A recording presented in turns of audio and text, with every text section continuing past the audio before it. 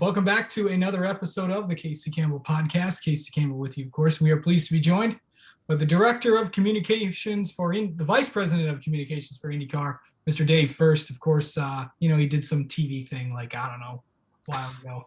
How are you, Dave?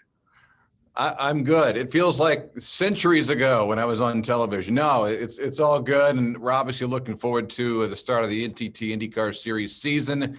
It's going to be great to see a lot of friends back at Barber Motorsports Park this weekend and beyond. It's going to be a crazy start to the season. I know the off season was a little longer than people would have liked, but once we get going, it's going to be pretty quick.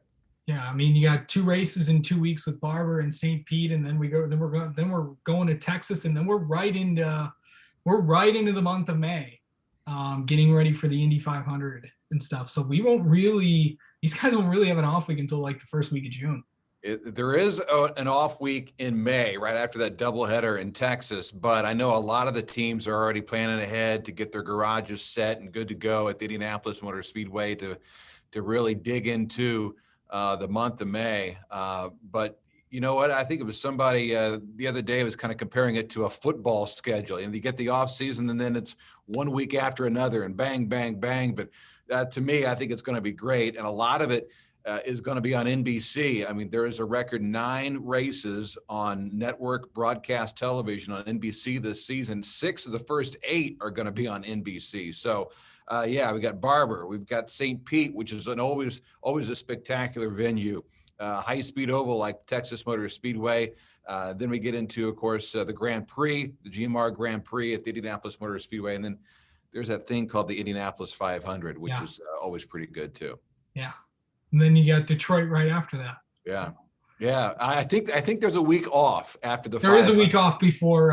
So yeah, we're knocking on wood. No rain. It's going to be good to go for Memorial Day weekend, and then we get into that doubleheader at Detroit as well. So I think it's going to be fascinating. There's so many good storylines too coming into the season. Yes, I mean you got Jimmy Johnson coming in there. You got Scott McLaughlin. You got Roman Grosjean. There's so many storylines that are heading into the series, but a lot of the new faces that are coming from all different disciplines of racing. You got a V8 supercar legend champion. You have a NASCAR legend champion. And then anytime when Formula One drivers decide to come over and play with Indy cars, it's always a big story as well. You got a guy in his 40s, you got a guy in his 30s, you got a guy in his mid to late 20s in McLaughlin. And I mean, all of these guys have won in various disciplines. I mean, even Grosjean, maybe he wasn't in the equipment that perhaps he deserved in the World Championship, but a guy that through the junior championships was virtually unstoppable, had so much talent and continues to show that. And I think he's really going to embrace IndyCar racing. I know the fact that, the first test he had at Barber Motorsports Park, he got out of the car and was almost shocked by other drivers coming up to him and wanting to talk. I mean, that's how foreign some of this is and what the competitions are like in Formula One, the chemistry that's in the garage or the paddock area. It's so different. And IndyCar is so welcoming. And that's the first thing that he really grasped at it, how good it felt to, even though he was a rookie and had just one test at Barber Motorsports Park a couple of months ago, he could already tell the difference and what it's like to be involved in IndyCar. And then look at Scott McLaughlin. You mentioned the 3 championships that he's had, but consider all of the legends that have driven for Team Penske and all the wins that those guys have accumulated. Scott McLaughlin already ranks 3rd on Team Penske's all-time win list. That's how good he was with the V8 supercars. And now he's so excited about this opportunity to be involved in a full season effort in the NTT IndyCar series. And then, come on, what else are you going to say about Jimmy Johnson? But one of the things that has struck me so far is how determined he has been getting into this. And I think he knew getting on the outset, it wasn't going to be easy going from a stock car to an Indy car. The brake points, the boost, the acceleration, all of it's so much different. The weight ratios are so different as well. So he has realized from the get-go how difficult this is going to be, and he has worked diligently to improve each and every session. And when he starts at Barber Motorsports Park, consider this, he's essentially been in the car for 5 days. That's it. And he's going to try to hop in a IndyCar. So I really wouldn't even judge Jimmy by what he does this weekend. I think it's going to be interesting to see how he does, but really start judging Jimmy and his progress maybe late to mid-season and see how good he does in that 48 Carvana machine. Yeah. So, yeah. And that's another, because we have all these other things, and then we have all the other storylines that come with IndyCar every year. You got Team Penske, you got some guy in the 9 car and the rest of the Ganassi boys. And then you got a Ready Autosport.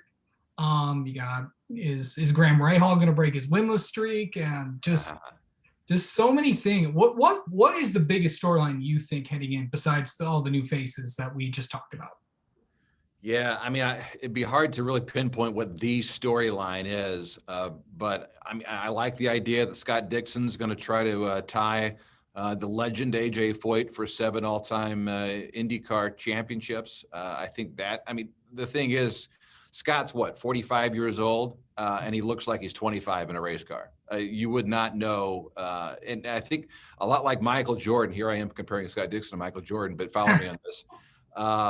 But I think MJ got better as he got more experienced, and it was more of a mental game for MJ than it was in his earlier days in the NBA. And I think that's exactly the case for Scott. I mean, he gets out there.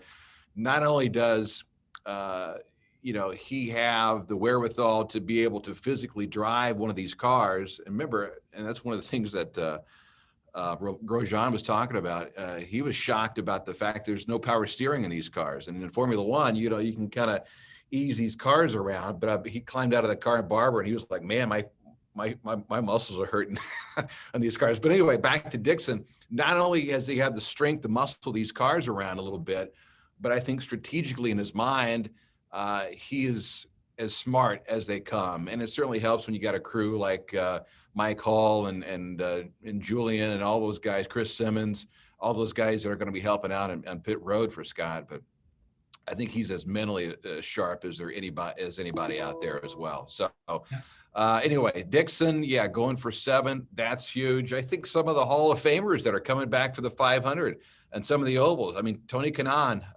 he thought he was going to be done a year ago this time of year, and he's not. He's going to give it a couple more years. Juan Pablo Montoya, 2-time Indy 500 champion, is back in May. Elio Castroneves has 6 races this season with Meyer Shank Racing. It really kind of goes on and on and on. And then, like you mentioned, you got Team Penske, you got Joseph Newgarden, who's only getting better as they go, and Andretti Autosport. I mean, you take a look at Alexander Rossi, and no one perhaps is more determined to turn around his fate from last year to this year than Alex. And you saw a little bit of that turning around for him at the end of 2020. But man, I got a feeling that if you're leading the race, chances are you look in the rearview mirrors, you're going to see that Napa Auto Parts 27 right behind you. He's going to bring it this year, Alexander Rossi. Yeah, of course. A lot of the tracks that IndyCar was supposed to race on last year and has raced on for many years are back. The one question, however, I think remains, and I think it still hasn't been answered. IndyCar, obviously, we still don't know what Toronto is going to be like. Any updates on that? Yeah, no updates yet. Obviously we've got the schedule, and we're planning on being in Toronto for that race. We'll see how it plays out. I mean, one thing that we learned about the pandemic last year is you got to be nimble. Some things don't go as planned, right? And if there is a change, then we'll adjust accordingly as a series, and everyone with Penske Entertainment. So no one here is too concerned about not being able to be nimble or not being able to change things here or there. But right now, we're just looking ahead to this great schedule that we've got coming up, and 17 races. It's good. I think we're all pretty good, feel good about it. It's going to be 17 by the time you wrap things up on the streets of Long Beach. And we look forward to seeing how this thing plays out. What should fans expect when they turn on the TV on Sunday to watch when they watch the IndyCar series at Barber and NBC? I think the racing, I mean, that's the great thing about the IndyCar series right now. The racing is second to none. And there's going to be, wheel to wheel action, not to use a cliche, but that's what the series is all about. And no one wants to finish second. I've seen enough podiums in my life in IndyCar where I know in Formula One, sometimes they're happy to finish second, or if you get a podium, hey, that's great. Well, it is great in IndyCar, but you want to win. Everybody wants to win these races. And don't be surprised if in the 17 races we have, I think their all-time record is 11 different winners in a season. I wouldn't be surprised if we're close to that because it is so competitive. And somebody that may start mid-pack or further back is going to have a chance to win these races. And I think that's why IndyCar is on a surge right now. That's why it's become extremely popular amongst mainstream folks who cover motor racing.